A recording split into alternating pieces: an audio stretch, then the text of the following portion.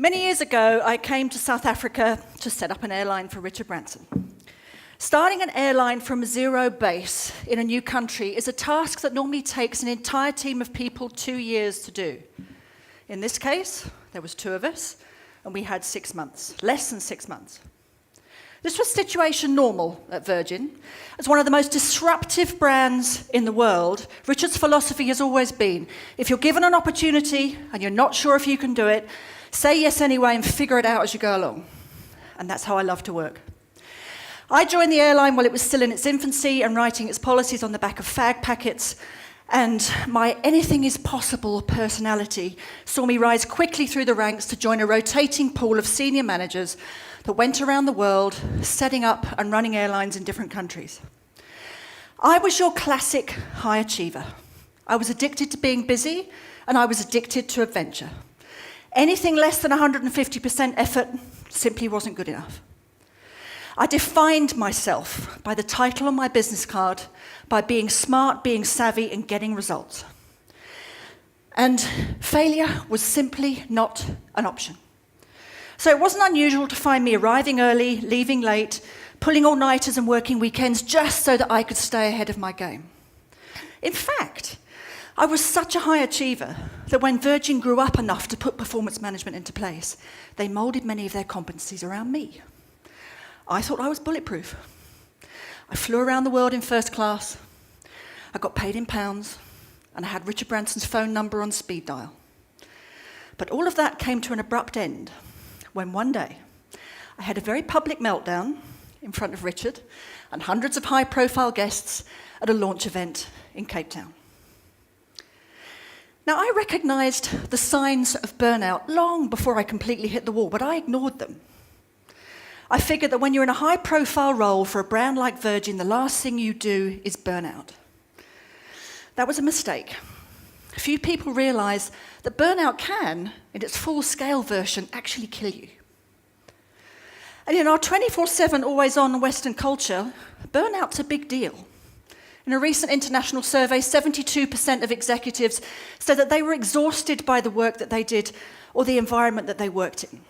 And the cost of burnout in the States alone is $190 billion a year, and that's a conservative estimate.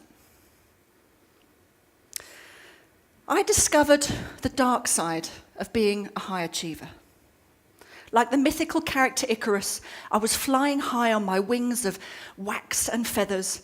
I ignored the warnings, I flew too close to the sun, I crashed and burned on a spectacular scale, but the difference is I got back up again. A lot of people don't. I learned many lessons from that experience.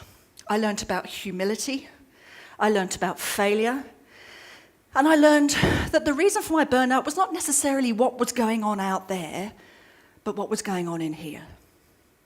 Sometimes you've really got to be slapped around the head really hard to learn the lessons that you need to learn, and I needed that. We don't have to strive and drive and push ourselves to the point of exhaustion. Being a high achiever for a brand like Virgin and with a boss like Branson is a really rewarding experience. But there's other ways to be a high achiever, to get there and to stay there. Ones where we can actually fly higher than we were before. Or we can be more innovative, more creative, more productive, and we don't have to kill ourselves in the process. What I speak about today is performing under pressure in a disruptive world.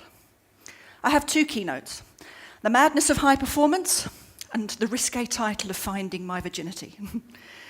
I talk about the leadership lessons that I learnt after spending 10 years with Richard and the Virgin Group, and I back that up with 15 years of experience and research in organisational and human performance and neuroscience and functional medicine.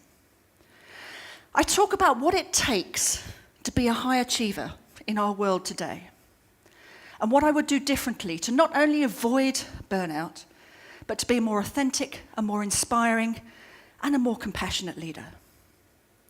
My story is not a story of survival. It's a story of the practical realities that we all face in our crazy, always-on Western world. My story could indeed be your story. My story could be the story of the people in your organisation. Being a high achiever today is a form of art.